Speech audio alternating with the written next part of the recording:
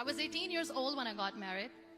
I belonged to a very conservative family, a Baloch family, where good daughters never say no to their parents. My father wanted me to get married, and all I said was, if that makes you happy, I'll say yes.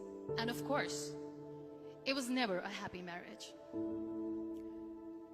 Just about after 2 years of getting married, about 9 years ago, I met a car accident. Somehow my husband fell asleep and the car fell in the ditch. He managed to jump out, saved himself. I'm happy for him. But I stayed inside the car and I sustained a lot of injuries. The list is a bit long. Radius ulna of my right arm were fractured. The wrist was fractured. Shoulder bone and collarbone were fractured. My whole rib cage got fractured. But that injury that changed me and my life completely was the spine injury. Many people came to rescue. They gave me CPR. They dragged me out of the car. And while they were dragging me out, I got the complete transection of my spinal cord. Those 2.5 months in the hospital were dreadful. I was at the verge of despair. One day, doctor came to me and he said, well, I heard that you wanted to be an artist, but you ended up being a housewife. I have a bad news for you. You won't be able to paint again. Next day, doctor came to me and said, your spine injury is so bad, you won't be able to walk again. I took a deep breath and I said, it's all right.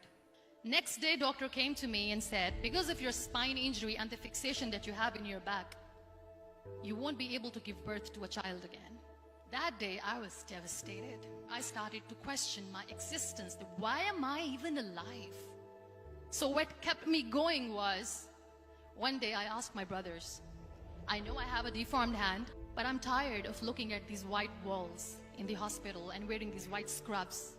Bring me some colors, bring me some small canvas. I want to paint. So the very first painting I made was on my deathbed, where I painted for the very first time. What an amazing therapy it was. Without uttering a single word, I could paint my heart out. I could share my story. People used to come and say, what lovely painting. So much color. Nobody could see the grief in it. Only I could. And that day I decided that I'm going to live life for myself. I am not going to be that perfect person for someone. I am just going to take this moment and I will make it perfect for myself. That I'm going to fight my fears. So I wrote down one by one all those fears. And I decided that I'm going to overcome these fears one at a time. You know what was my biggest fear? Divorce. But the day I decided that this is nothing but my fear, I liberated myself by setting him free. And I made myself emotionally so strong that the day I got the news that he's getting married, I sent him a text that I'm so happy for you and I wish you all the best. And he knows that I pray for him today. Number 2 was, I won't be able to be a mother again. And that was quite devastating for me. But then I realized there are so many children in the world, all they want is acceptance. So there is no point of crying, just go and adopt one. And that's what I did.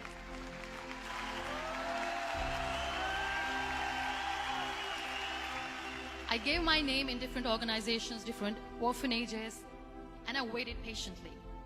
2 years later, I got this call from a very small city in Pakistan. I got a call and they said, are you Muniba Mazari? There is a baby boy and would you like to adopt? I could literally feel the labor pain. I said, yes, yes, I am going to adopt him. I am coming to take him home. And that day, I was 2 days old, and today he's 6. You know, when you end up being on the wheelchair, what's the most painful thing? People think that they will not be accepted by the people because we, in the world of perfect people, are imperfects. So I decided to appear more in public. I started to paint.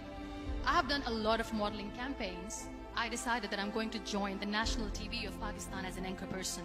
I became the National Goodwill Ambassador for UN Women Pakistan, and now I speak for the rights of women, children. I was featured in BBC 100 Women for 2015. I'm one of the Forbes 30 under 30 for 2016. So when you accept yourself the way you are, the world recognizes you. It all starts from within. We have this amazing fantasy about life. This is how things should work.